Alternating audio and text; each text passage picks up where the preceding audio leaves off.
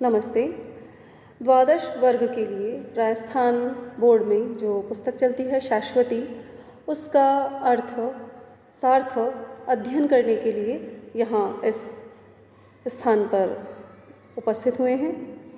मैं चाहती हूँ कि संस्कृत के अध्ययन में सभी को सुविधा हो, सरलता हो, ऐसा मेरा एक प्रयास है। आप लोगों के सहयोग से निसंदेह सार्थक होगा, ऐसी मेरी भावना है। मैं चाहती हूँ आप लोग पढ़ें, सीखें और जानें। संस्कृत भाषा अत्यंत सरल है, कठिन नहीं है। हम लोग गीत भी गाते हैं, अति सरला नैव क्लिष्टा न च कठिना, संस्कृत भाषा अति सरला, बहुत सरल भाषा है। मन में हम आदर भाव रखते हुए संस्कृत को सीखें, मातृभाव रखते हुए सीखें तो हम बहुत ही आगे बढ़ेंगे। जो भी आपको असुविधा होती है पढ़ने में, उसका जो मैं कारण समझती हूँ वह यह ही है कि हम जब पढ़ते हैं तो जो वर्णमाला है उसको पढ़ने में बहुत शीघ्रता कर जाते हैं और उस शीघ्रता के कारण से हमें अर्थ का भान नहीं होता, बोध नहीं होता और हमें लगता है कि संस्कृत बढ़िया सब भाषा नहीं है या संस्कृत क्लिष्ट है। ऐसा कुछ भी नहीं है। आप ध्यान दीजिए और ध्यान से पढ़िए, आपके सारा समझ में आएगा कि आप क्या पढ़ने जा रहे हैं। जैसा कि आपकी ये जो शाश्वती पुस्तक है कक्षा 12 के लिए जो आपकी चलती है यहाँ राजस्थान बोर्ड में, यदि हम उसे देखते हैं तो हमें समझ में आ रहा है कि यहाँ पहला ही जो पाठ है विद्या अमृतम अश्नुते, बहुत ही सुंदर पाठ है यह कि विद्या के द्वारा अमृत तत्व की प्राप्ति होती है। अभी जो विद्या है इससे अमृत तत्व की प्राप्ति हो, इस पाठ को पढ़ें उससे पहले यहाँ मंगलाचरण का विधान किया गया है। बहुत ही सुंदर मंगलाचरण है। भद्रं कर्णेभिः शृणुयाम देवाः, भद्रं पश्येमाक्षभिर्यजत्राः, स्थिरैरङ्गैस्तुष्टुवांसं स्तनुभिः व्यशेमहि देवहितं यदायुः। हम कानों से कल्याणकारी वचनों को सुने, आँखों से कल्याणकारी दृश्यों को ही देखें और अपने सभी इंद्रियों से स्वस्थ इंद्रियों के माध्यम से हम उस परम तत्व की उपासना करते हुए दिव्य आयु को प्राप्त करें। जब हम आयु दिव्य पाएंगे तो हमारे लिए जो वातावरण है वह भी कैसा होना चाहिए, शुद्ध होना चाहिए, ताकि हम स्वस्थ जिएं और हमारा जीवन सुरम्य वातावरण में हो। इसके लिए प्रार्थना करता है मधु वातारितायते मधुक्षरन्ति सिंधवा माधुर्न सन्त्व औषधि। हमारे लिए जो हमारी रात्रियां हैं वे मधुर हों, जल भूमि सब कुछ मधुर हो, यानी कि हमारे लिए जो भी प्राकृतिक संसाधन हमें प्राप्त हो रहे हैं वे सब हमारे लिए कल्याणकारी हों। रात्रियाँ अच्छी हों, नदियाँ जलयुक्त हों, औषधियाँ मधुरता से युक्त हों, है ना। मधुनक्तम उषसो मधुमत पार्थिवम रजः मधुद्यौरस्तु नः पिताः। प्रकाशमय सब कुछ हो, नक्षत्र लोग भी हमारे लिए मधुर हों यानी प्रकाशमय हों और परमेश्वर हमारे लिए कल्याणकारी हो।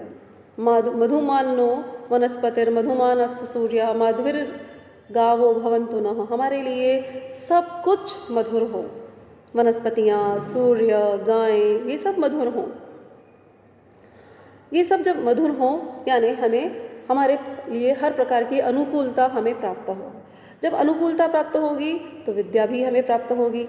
ये जो विद्या है जो पहले पाठ के रूप में हमारे पास यहाँ पाठ्यक्रम में समाहित किया गया है और जिसका हमें अध्ययन करना है, विद्या अमृतम अश्नुते, कि हम विद्या के माध्यम से अमृत तत्व को प्राप्त करते हैं। ठीक है। अब ये जो पाठ संकलित किया गया है ये बहुत ही उत्तम पुस्तक से संकलित किया गया है, ईशावास्यो उपनिषद। जितना मेरा अध्ययन का काल रहा है, जितने समय से मैं पढ़ रही हूँ, क्योंकि मैं संस्कृत के विद्यार्थिनी हूँ, तो मैं ऐसा समझती हूँ जितना मेरा स्वाध्याय अब तक संभव हुआ है प्रभु कृपा से, गुरु कृपा से, मैंने जाना चारों वेद तो हम नहीं पढ़ पाते हैं, पुराण हम नहीं पढ़ पाते हैं, कदाचित हम जैसे आलसी या प्रमादी व्यक्ति गीता का भी उतना गहन सूक्ष्मतम अध्ययन नहीं कर पाते हैं। किंतु जितना मैंने शाब्दिक परिचय जो प्राप्त किया है, जितना गुरुजनों के मुख से सुना है, जाना है, मुझे ऐसा अनुभव होता है कि यदि हम इतना विस्तृत साहित्य नहीं पढ़ पा रहे हैं, किंतु यदि हम ईशावास्य उपनिषद को पढ़ लेते हैं, मात्र 18 मंत्रों का ये उपनिषद है, तो मेरा ऐसा मानना है इतने सूक्ष्म भाव इस उपनिषद के हैं कि आपको संपूर्ण आध्यात्मिकता में ये आपको प्रवेश करा देता है। आध्यात्मिकता में ही नहीं, हमें किस तरह से संसार में उत्तम जीवन जीना है ऐसा भी बोध हमें कराता है यह। तो ये जो ईशावासी उपनिषद है ये संकलित है यजुर्वेद से, और यजुर्वेद की मानधन्दिन और काण्व संहिता से संकलित है। 40वां अध्याय 18 कुल इसके मंत्र हैं। जब हम पढ़ना प्रारंभ करते हैं तो पहला ही मंत्र जब आप पढ़ेंगे आपको पता लगेगा, हम कह तो बहुत आसानी से देते हैं चराचर जगत में ईश्वर का निवास है, लेकिन उस ईश्वर के निवास को हम अनुभव करें, यह महत्ता है। इसीलिए यहाँ जब संकलन किया गया इस पाठ का तो बहुत अच्छे से बताया गया कि हम सभी वस्तुओं का त्यागपूर्वक उपभोग करेंगे। आत्मस्वरूप में जो ईश्वर है उसकी व्यापकता को हमें स्वीकार करना है, और लौकिक विद्या क्या है, अलौकिक विद्या क्या है, मानव जीवन की परिपूर्णता जो है वह विद्या से ही होती है। इसीलिए यहाँ विद्या अमृतम अश्नुते यह शीर्षक दिया गया है। हम पहला ही जो मंत्र है उसे पढ़ते हैं जो यहाँ संकलित है। ईशावास्यम इदम सर्वम यत् किंच जगत्याम जगत तेन त्यक्तेन भुंजीथा म गृद्ध कस्यचित् धनम। ईशावास्यम ईश्वर का निवास है। इसी ईशावास्यम से ही ईशावास्य उपनिषद नाम पड़ा है। ईशावास्यम इदम सर्वम यत् किंच जगत्ताम जगत, इस जगती में जो कुछ भी चराचर जगत आप देख रहे हैं, जो कुछ भी वस्तुओं को आप देखते हैं, जिस भी वस्तु को आप उपभोग में ला रहे हैं, जिस भी वस्तु को आप देख रहे हैं वो कैसी है, उसमें ईश्वर का निवास है। जड़ चेतन जग जीव जत सकल राममय जानी, ये जो वाल्मीकि रामायण का जो संस्कृत का हिंदी या हमारी अवधी भाषा में जो रामचरितमानस में उल्लेख किया है तुलसीदास जी ने, हमारे ऊपर अनंत उपकार किए हैं। ये इसी मंत्र का सरलीकरण मुझे प्रतीत होता है। ईशावास्यम इदम सर्वम यत् किंच जगत्याम जगत, इस संपूर्ण जगती में जो कुछ चराचर हमें दिखाई दे रहा है उसमें ईश्वर का निवास है। तो तेन त्यक्तेन भुंजीथा माँ वृद्ध कस्यचित् धनम, इसलिए हमें इस सृष्टि में जितने भी विषय, जितने भी पदार्थ दिख रहे हैं उनका उपभोग कैसे करना है, त्यागपूर्वक करना है। माँ वृद्ध कस्यचित् धनम, किसी के भी धन की हमें इच्छा नहीं करनी है, किसी के भी धन को हम हड़प लें ऐसी भावना हमारे मन में नहीं आनी चाहिए। त्यागपूर्वक उपभोग का मतलब क्या है यह हमें समझना है, क्योंकि ईश्वर का निवास है प्रत्येक जगत में, जगत के प्रत्येक कण कण में। ईशावास्यम इदम सर्वम जगत्याम जगत यत् किंच, जो कुछ भी जगती में हमें दृश्य अदृश्य दिखाई दे रहा है सब में ईश्वर का निवास है। इसीलिए हमें त्यागपूर्वक उपभोग करना है, किसी के धन की इच्छा नहीं करनी है। त्यागपूर्वक उपभोग बहुत सरल है। आप किसी धर्मशाला में जाते हैं या कहीं घूमने गए हैं तो आपने जो कक्ष किराए पर लिया जिसमें आप ठहरे, आप उसका त्याग बड़े आसानी से कर देते हैं कि बस हमें थोड़ी देर के लिए रहना और उसके बाद चले जाना है। हमारी उसमें कोई ममता नहीं होती, हमारा कोई उससे मोह नहीं होता, कोई लगाव नहीं होता है कि हमारा कक्ष है, हमारा शयन कक्ष है, हमारे यहाँ पर बिछौने हैं, चादर आदि हमारी हैं, ऐसा कोई भाव हमारा नहीं होता, हम बस उसको त्याग के चले जाते हैं। तो उसी प्रकार से जो वस्तु मिली है केवल उपयोग के लिए मिली है और हम उसका अपने लिए उपयोग करें, सार्थक उपयोग करें और उसको बाद में जैसा मिला है वैसा ही छोड़कर आगे बढ़ते चले। हम किसी के धन की अपने मन में आकांक्षा ना रखें, ऐसा यह मंत्र कहता है।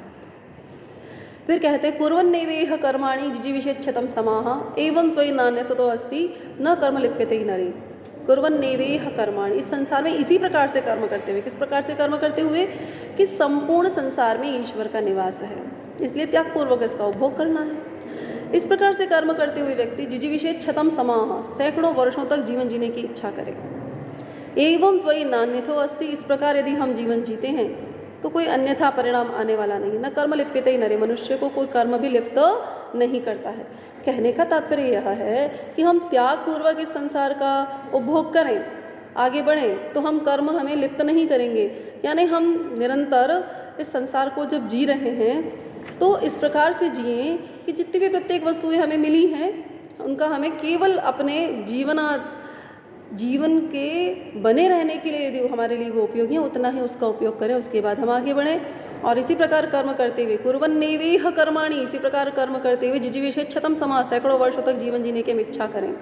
एवं त्वयि नान्यतो अस्ति, इस प्रकार यदि हम जीवन जीते हैं तो कोई अन्यथा परिणाम आने वाला नहीं है। न कर्म लिप्यते ही नरे, मनुष्य को कोई कर्म लिप्त नहीं करेगा। असूर्या नाम ते लोका अंधेन तमसा व्रता तांस्ते प्रीत्य विगच्छन्ति ये केचे आत्महनो जनाः। असुर्या नाम ते लोका, वे लोग आसुरी लोग हैं। अंधेन तमसाव्रता, अज्ञान अंधकार से घिरे हुए वे आसुरी लोग हैं। तांस्ते प्रत्यभिगच्छन्ति, और उन आसुरी लोगों को वे लोग प्राप्त करते हैं। ये केचे आत्महनोजना, जो कोई व्यक्ति आत्महत्या करने वाला होता है वह व्यक्ति अज्ञान से घिरे हुए आसुरी लोक को जाता है, जो कि अज्ञान अंधकार से घिरा हुआ है। अब देखिए, बहुत समझने वाली बात है। आत्महनोजना, यानी हम लोग ये समझ लें कि आत्महत्या करने वाला व्यक्ति जो है वह नरक में जाता है। क्या नरक हमने देखा है? क्या स्वर्ग हमने देखा है? नहीं ना।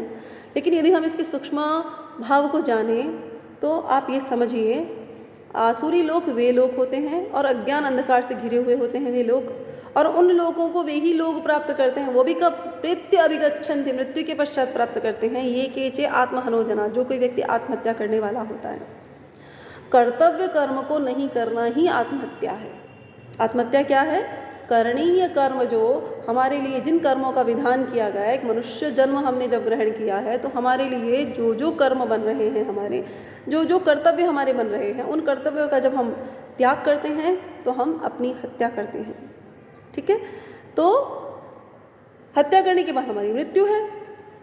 तो प्रत्यभिगच्छन्ति, मृत्यु के पश्चात वे लोग उन लोगों को प्राप्त करते हैं जो आत्महत्या करते हैं, जो कि आसुरी लोग होते हैं और अज्ञान अंधकार से घिरे हुए हैं। तो आसुर्या नाम ते लोका, आसुरी लोग हैं वे। अंधेन तमसाव्रता, अज्ञान अंधकार से घिरे हुए हैं। तांस्ते प्रत्यभिगच्छन्ति, और उन लोगों को वे लोग मृत्यु के पश्चात प्राप्त करते हैं। ये केचे आत्महनोजनाः, जो कोई आत्महत्या करने वाले होते हैं। अनेजत एकम मनसो जवीयो नयनदेवा आपनुवन् पूर्वमर्षत तद्धावतो अन्यानत्येति तिष्ठत् तस्मिन् नपो मातरिश्वा दधाति। देखिए, ये मंत्र बहुत ही महत्वपूर्ण मंत्र है। इसमें ब्रह्म स्वरूप का वर्णन किया गया है। ब्रह्म स्वरूप का वर्णन यानी ब्रह्म कैसा है, वो परम ईश्वर कैसा है, जिसके विषय में कहा कि वह ईश्वर सभी स्थानों पर निवास करता है। तो सभी स्थानों पर निवास करने वाला वह ईश्वर जो संपूर्ण जगती के कण कण में विद्यमान है, वह ईश्वर कैसा है, उसका स्वरूप कैसा है, क्या उसको किसी ने देखा है, क्या उसको कोई जानता है? तो उसी बात को इस मंत्र में स्पष्ट किया है, जो आपके यहाँ क्रम में चौथा मंत्र बन रहा है। स्पष्ट करते हुए मंत्रदृष्टा ऋषि का जो कथन है वह बहुत ही उत्तम कथन है। उत्तम कथन इसलिए कहूँगी कि देखिए, हम इसके भाव को जाने। मैंने पहले भी आपसे कहा, यदि हम इसके भाव को पढ़ते हैं तो हमें पता लगता है कि बहुत सूक्ष्म भाव है। ईशावास्य उपनिषद के जो मंत्र हैं उनका, अनेजत एकम मनसः जवीय नयनदेवा आपनुवन् पूर्वमर्षत। यदि हम एक एक शब्द को समझें तो देखिए, पहले ही मंत्र में जो पहला ही शब्द है ईशावास्यमिदं सर्वम, और यहाँ कह रहा है अनेजत एकम। अनेजत गति ही नहीं करता है, एजत गति करने वाला, अनेजत गति नहीं करने वाला, एकम एक ही है। अब वह ईश्वर गति करता नहीं है और वह ईश्वर एक ही है। और कहाँ निवास है उसका? सभी जगह निवास है।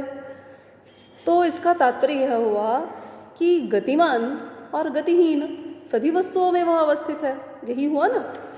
तो अनेजत वो गति नहीं करता है। तो जिन गतिहीन वस्तुओं में जब ईश्वर का निवास है तो गतिहीन वस्तुओं में वो ईश्वर कैसा है? स्थिर है। अनेजत गति नहीं करने वाला है। एकम, वह एक ही है, क्योंकि वो गतिशील वस्तुओं में भी है और गतिहीन वस्तुओं में भी है। मनसः जवीय, मन से भी अधिक वेगवान है। हम कहते हैं हमारा मन कल्पना करने के साथ ही उस स्थान पर पहुंच जाता है। तो मन ने कल्पना करी तब मन वहाँ पहुँचा, लेकिन ईश्वर तो क्योंकि सभी जगह विद्यमान है तो मन वहाँ पहुँचेगा, उसके पूर्व तो ईश्वर वहाँ है ना।